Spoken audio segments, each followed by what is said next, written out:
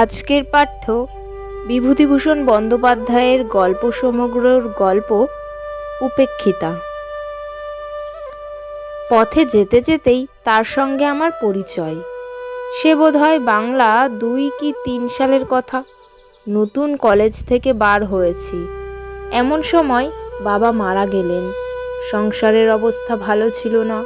School মাস্টারি নিয়ে গেলুম হুগলি জেলার একটা পাড়া গাঁয়ে। গ্রামটির অবস্থা একসময় খুব ভালো থাকলেও আমি যখন গেলুম তখন তার অবস্থা খুব শোচনীয়। খুব বড় গ্রাম, অনেকগুলি পাড়া।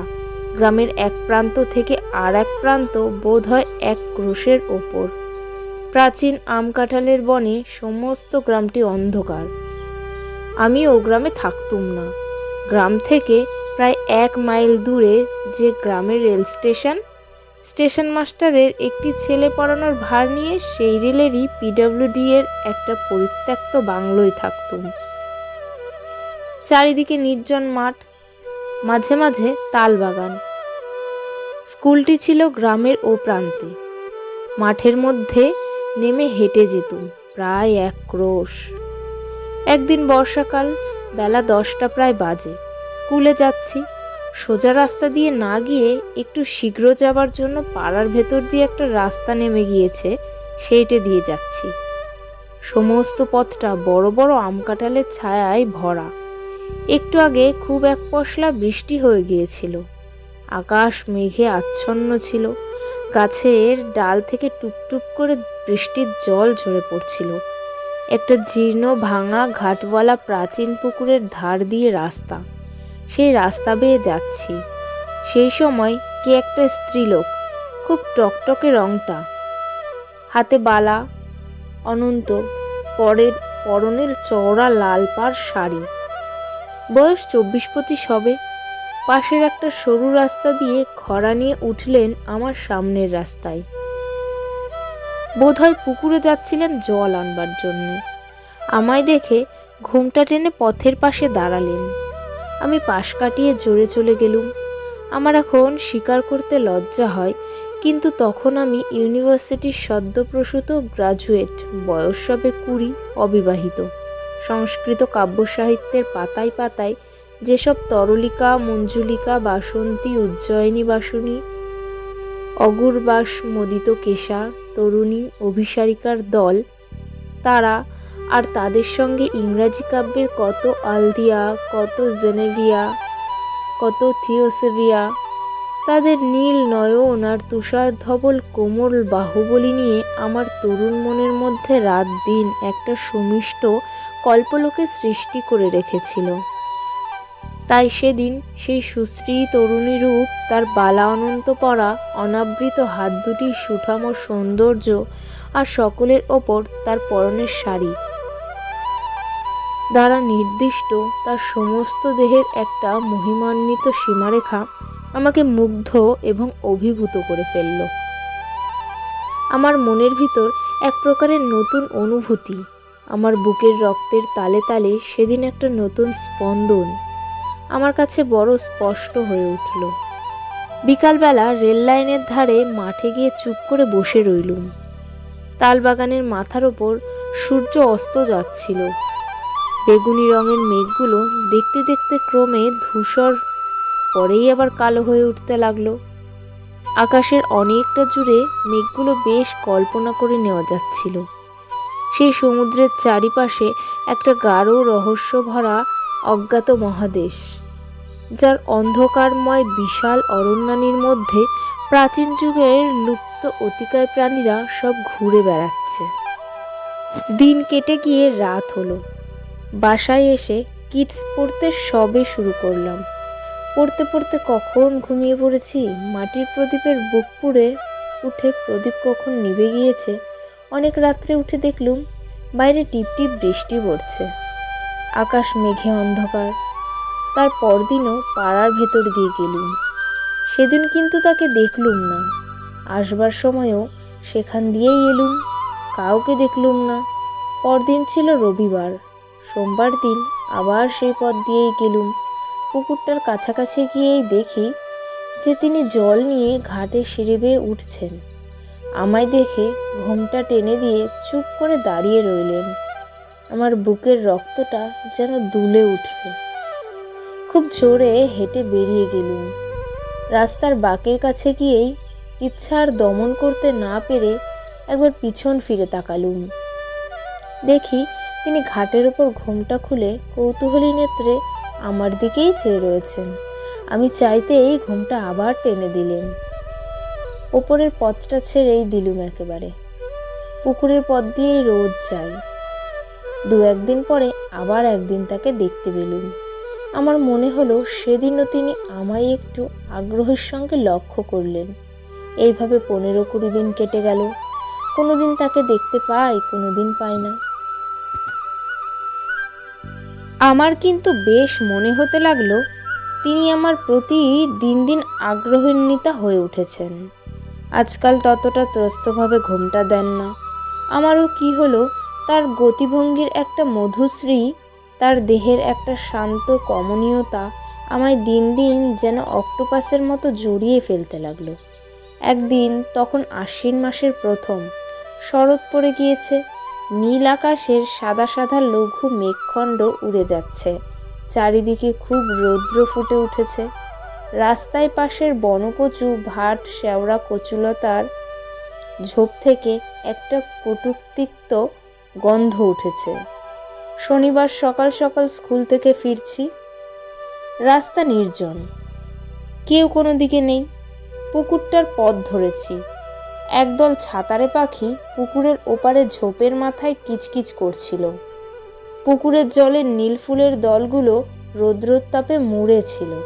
আমি আশা করিনি এমন সময় তিনি পুকুরের ঘাটে আসবেন, কিন্তু দেখলুম তিনি জল ভরে উঠে আসছেন। এর আগে 4-5 দিন তাকে দেখিনি। হঠাৎ কি মনে হলো, একটা বড় দুঃসাহসের কাজ করে বসলুম। তার কাছে গিয়ে বললুম, দেখুন, কিছু মনে করবেন না আপনি, আমি এখানকার স্কুলে কাজ করি। রোজ এই পথে যেতে যেতে আপনাকে দেখতে পাই। আমার বড় ইচ্ছে করে আপনি আমার বোন হন। আমি আপনাকে বৌদিদি বলবো? আমি আপনার ছোট ভাই, কেমন তো? তিনি আমার কথায় প্রথম অংশটায় হঠাৎ চমকে উঠে কেমন জড়সড় হয়ে উঠেছিলেন। দ্বিতীয় অংশটায় তার সে চমকানো ভাবটা একটু দূর হলো। ঘোড়া কাঁধে নিচু চোখে চুপ করে দাঁড়িয়ে রইলেন। আমি যুক্ত করে প্রণাম করে বললুম, বৌদিদি, আমার এই ইচ্ছা আপনাকে পূর্ণ করতে হবে। আমাকে ছোট ভাইয়ের অধিকার দিতেই হবে আপনাকে। তিনি ঘোমটা অর্ধেকটা খুলে একটা স্থির শান্ত দৃষ্টিতে আমার দিকে চাইলেন। সুশ্রী মুখ, যে আমি কখনো দেখিনি তা নয়, তবুও মনে হলো তার ডাগর কালো চোখ দুটির শান্ত ভাব আর তার ঠোঁটের নিচের একটা বিশেষ ভাঁজ, এই দুটিতে মিলে তার তীব্র সুন্দর মুখের গড়ন এমন এক বৈচিত্র্য এনেছে যা সচরাচর চোখে পড়ে না। খানিকক্ষণ দুজনেই চুপ করে রইলুম। তারপর তিনি জিজ্ঞেস করলেন, তোমার বাড়ি কোথায়? আনন্দে সারা গা কেমন শিউরে উঠল। বললুম, কলকাতার কাছে, 24 পরগনা জেলায়, এখানে স্টেশনে থাকি। তিনি জিজ্ঞাসা করলেন, তোমার নাম কি? নাম বললুম। তিনি বললেন, তোমার বাড়িতে কে কে আছেন? বললুম, এখন বাড়িতে শুধু মা আর 2টি ছোট ছোট ভাই আছে। বাবা এই 2 বছর মারা গিয়েছেন। তিনি একটু যেন আগ্রহের সুরে বললেন, তোমার কোনো বোন নেই? আমি বললুম, না, আমার 2জন বড় বোন ছিলেন, তারা অনেক দিন আগেই মারা গিয়েছেন। বড়দি যখন মারা যান তখন আমি খুব ছোট। মেজদি আজ 5-6 বছর মারা গিয়েছেন। আমি এই মেজদিকেই জানতুম। তিনি আমায় বড় ভালোবাসতেন। তিনি আমার চেয়েও 6 বছরের বড় ছিলেন। তার দৃষ্টি একটু ব্যথাকাতর হয়ে এলো। জিজ্ঞাসা করলেন, তোমার মেজদি থাকলে এখন তার বয়স হতো কত? বললুম, এই 26 বছর। তিনি একটু মৃদু হাসির সঙ্গে বললেন, তাই বুঝি ভাইটির আমার একজন বোন খুঁজে বেড়ানো হচ্ছে না? কি মিষ্টি হাসি, কি মধুর শান্ত ভাব। মাথা নিচু করে প্রণাম করে তার পায়ের ধুলো নিয়ে বললুম, তাহলে ভাইয়ের অধিকার দিলেন তো আপনি? তিনি শান্ত হাসি মাখা মুখে চুপ করে রইলেন। আমি বললুম, বৌদি, আমি জানতুম আমি পাবো। আগ্রহের সঙ্গে খুঁজলে ভগবানও নাকি ধরা দেন। আমি একজন বোন, অনায়াসেই পাবো। আচ্ছা, এখন আসি। আপনি কিন্তু ভুলে যাবেন না বৌদি, আপনার যেন দেখা পাই। রবিবার বাদে আমি দুবেলায় এই রাস্তা দিয়ে যাব। আমার মাঠের ধারের তালবাগানটার পাখিগুলো রোজই বিকাল বিকাল সকাল বিকাল ডাকে। একটা কি পাখি তার সুর খাদ থেকে ধাপে ধাপে তুলে একেবারে পঞ্চমে চড়িয়ে আনে। মন যেদিন ভারী থাকে সেদিন শিশুরের উদাস মাধুর্য প্রাণের মধ্যে কোনো সাড়া দেয় না। আজ দেখলুম পাখিটার গানের সুরের স্তরে স্তরে হৃদয়টা কেমন লঘু থেকে লঘুতর হয়ে উঠেছে। মনে হতে লাগলো জীবনটা কেবল কতকগুলো স্নিগ্ধ ছায়াশীতল পাখির গানে ভরা অপরাহ্নের সমষ্টি, আর পৃথিবীটা শুধু নীল আকাশের তলায় ইতস্তত বর্ধিত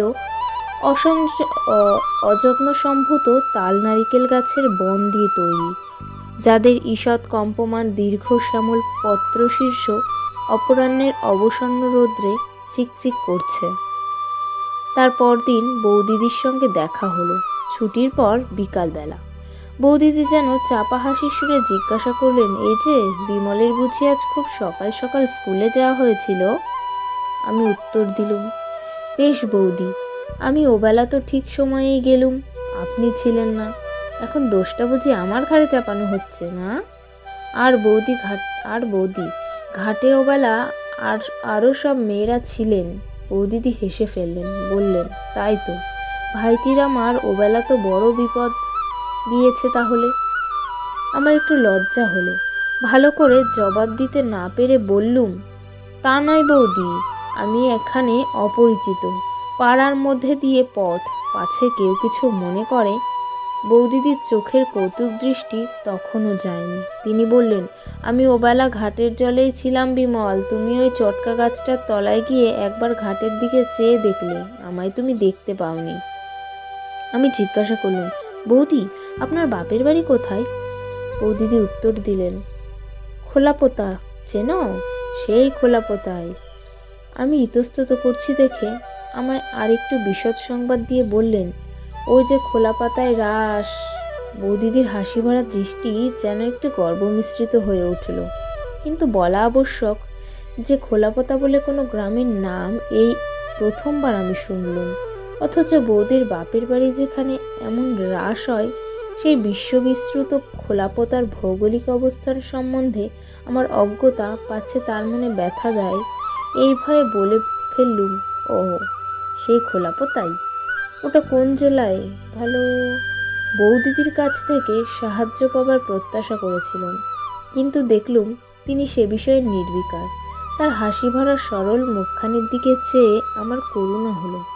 এ সমস্ত জটিল ভৌগোলিক তত্ত্বের মীমাংসা নিয়ে তাকে পীড়িত করতে আর আমার মন সরল না। বললুম, আচ্ছা বৌদি, আসি তাহলে। বৌদিদি তাড়াতাড়ি ঘরার মুখ থেকে কলার পাতে মোড়া কি বার করলেন, সেইটে আমার হাতে দিয়ে বললেন, কাল চাপড়া ষষ্ঠীর জন্য ক্ষীরের পুতুল তৈরি করেছিলাম, আর গোটা কতা কলার বড়া আছে, বাসায় গিয়ে খেয়েও। 4-5 দিন জ্বর ভোগের পর একদিন পথ্য পেয়ে স্কুলে যাচ্ছি। বৌদিদির সঙ্গে দেখা। আমায় আসতে দেখে বৌদিদি উৎসুক দৃষ্টিতে অনেকক্ষণ থেকে আমার দিকে চেয়েছিলেন। নিকটে যেতে জিজ্ঞাসা করলেন, এ কি বিমল, এমন মুখ শুকনো কেন? বললুম, জ্বর হয়েছিল বৌদিদি। বৌদিদি উদ্বেগের সুরে বললেন, ও তাই তুমি 4-5 দিন আসনি বটে। আমি ভাবলাম বোধহয় কিসের ছুটি আছে। আহা, তাই তো, বড্ড রোগা হয়ে গিয়েছ যে বিমল। তার চোখের দৃষ্টিতে একটা সত্যিকারের ব্যথা মিশ্রিত স্নেহের আত্মপ্রকাশ বেশ বুঝতে পেরে মনের মধ্যে একটা নিবিড় আনন্দ পেলুম। হেসে বললুম, যে দেশ আপনাদের বৌদি একবার অতিথি হলে আপ্যায়নের চোটে একেবারে অস্থির করে তুলবে। বৌদিদি জিজ্ঞাসা করলেন, আচ্ছা বিমল, ওখানে তোমায় রেঁধে দেয় কে? আমি বললুম, কে আর রাঁধবে, আমি নিজেই। বৌদিদি একটু চুপ করে রইলেন, তারপর বললেন, আচ্ছা বিমল, এক কাজ করো না কেন? আমি জিজ্ঞাসা করলুম, কি বৌদি? তিনি বললেন, মাকে এই পুজোর ছুটির পর নিয়ে এসো। এরকমভাবে কি করে বিদেশে কাটাবে বিমল? লক্ষ্মীটি, ছুটির পর মাকে অবশ্যই করে নিয়ে এসো। এই গায়ের ভিতর অনেক বাড়ি পাওয়া যাবে, আমাদের পাড়াতেই আছে। না হলে অসুখ হলে কে একটু জল দেয়? আচ্ছা হ্যাঁ বিমল, আজ যে পথ্য করলে, কে রেঁধে দিলে? আমার হাসি পেল। বললুম, কে আবার দেবে বৌদি, নিজেই করলুম। তিনি আমার দিকে যেন কেমনভাবে খানিকক্ষণ চেয়ে রইলেন। তার সেদিনকার সেই সহানুভূতি বিগলিত স্নেহমাখানো মাতৃমুখের জলভরা কালো চোখ দুটি পরবর্তী জীবনে আমার অনেক দিন পর্যন্ত মনে ছিল। সেদিন স্কুল থেকে আসবার সময় দেখি বৌদিদি যেন আমার জন্যেই অপেক্ষা করছেন। আমায় দেখে কলাই পাতায় মোড়া কি একটা আমার হাতে দিয়ে বললেন, শরীরটা একটু না সারলে রাত্রে গিয়ে রান্না সে পেরে উঠবে না বিমল, এই খাবার দিলাম, রাত্রে খেও। বোধহয় একটু আগেই তৈরি করে এনেছিলেন। আমি হাতে বেশ গরম পেলুম। বাসায় এসে কলা পাতা খুলে দেখি খানকতক রুটি, মোহনভোগ আর মাছের একটা ডালনা মতো। তার পরদিন ছুটির পর আসবার সময়ও দেখি বৌদিদি খাবার হাতে দাঁড়িয়ে রয়েছেন। আমার হাতে দিয়ে বললেন, বিমল, তোমার ওখানে দুধ নাও?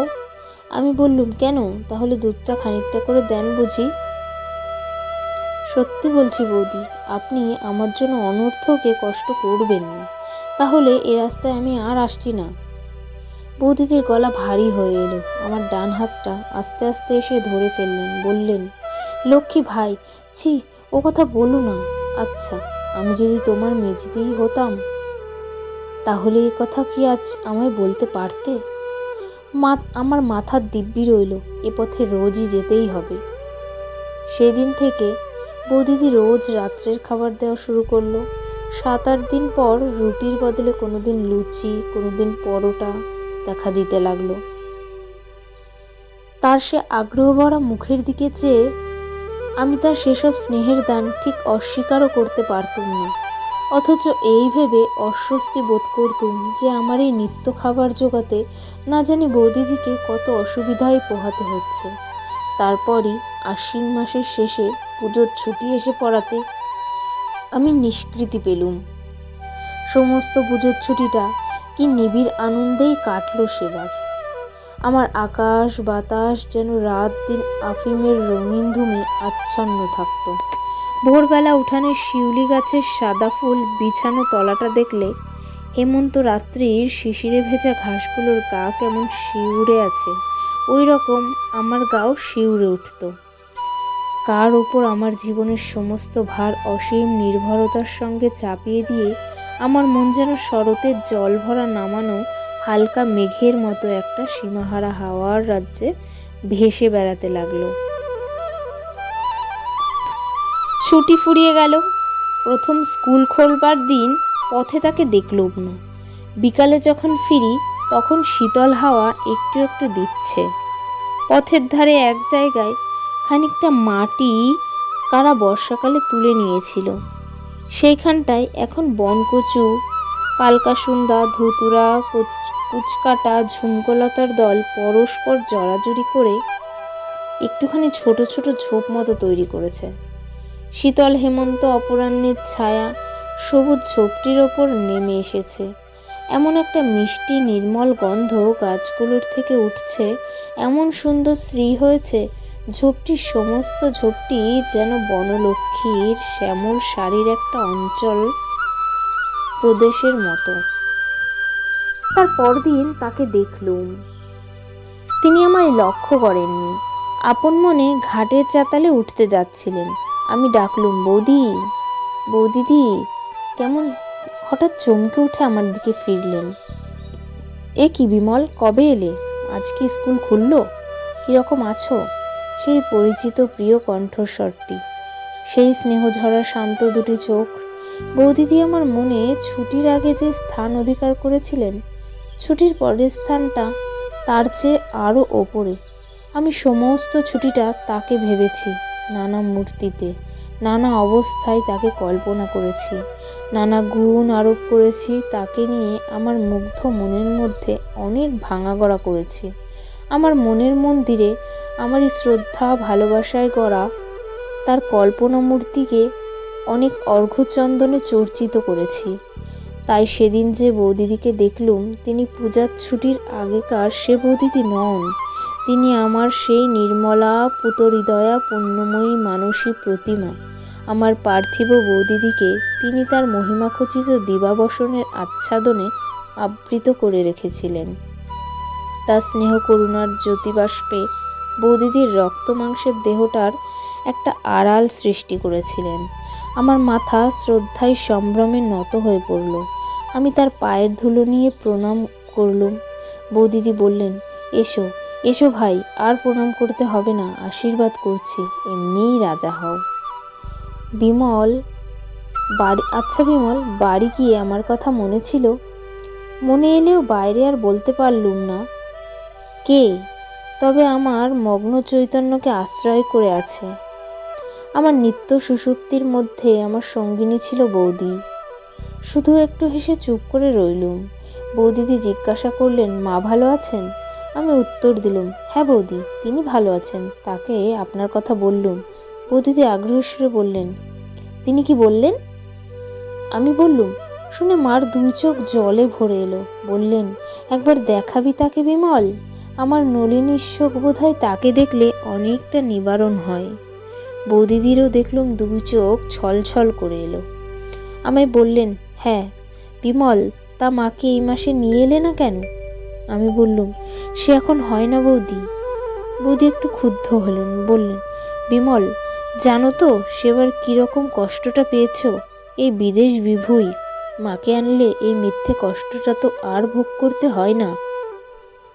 আমি উত্তর দিলুম, বৌদি, আমি তো আর ভাবিনি যে আমি বিদেশে আছি। যেখানে আমার বৌদি রয়েছেন সে দেশ আমার বিদেশ নয়। মা না থাকলেও আমার এখানে ভাবনা কিসের বৌদি? বৌদিদির চোখে লজ্জা ঘনিয়ে এলো। আমার দিকে ভালো করে চাইতে পারলেন না। বললেন, হ্যাঁ, আমি তো সবই করছি। আমার কি কিছু করবার জো আছে? কত পরাধীন আমরা, তা জানোই তো ভাই। ওসব নয়, তুমি এই মাসে মাকে আনো।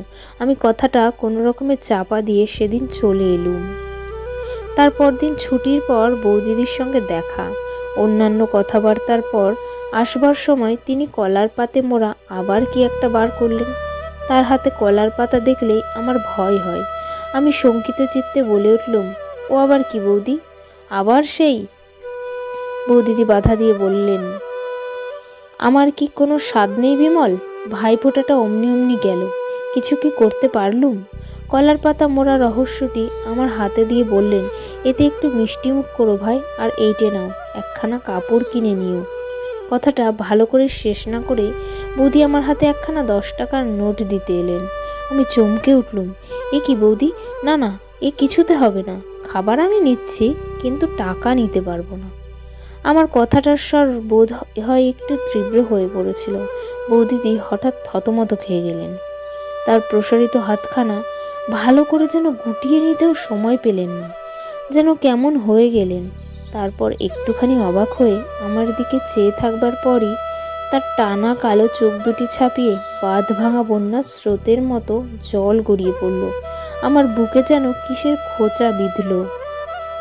এই নিতান্ত সরলা মেয়েটির আগ্রহভরা স্নেহ উপহার রূঢ়ভাবে প্রত্যাখ্যান করে তার বুকে যে লজ্জা আর ব্যথার শূলবিদ্ধ করলুম, সে ব্যথার প্রতিঘাত অদৃশ্যভাবে আমার নিজের বুকেও গিয়ে বাজল।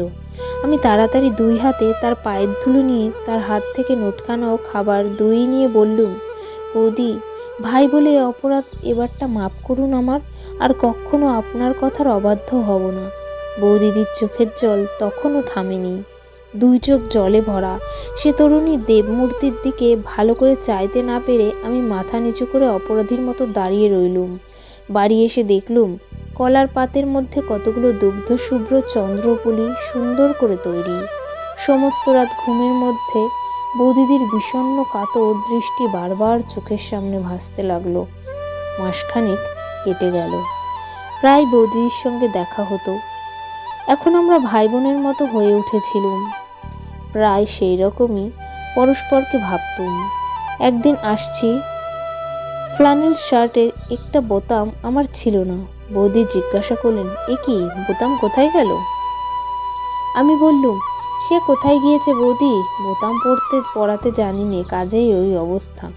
তার পরদিন দেখলুম তিনি ছুটসুতো বোতাম সমেতই এসেছেন। আমি বললুম, বৌদি, এটা ঘাটের পথ, আপনি বোতাম পরাতে পরাতে কেউ যদি দেখে তো কি মনে করবে?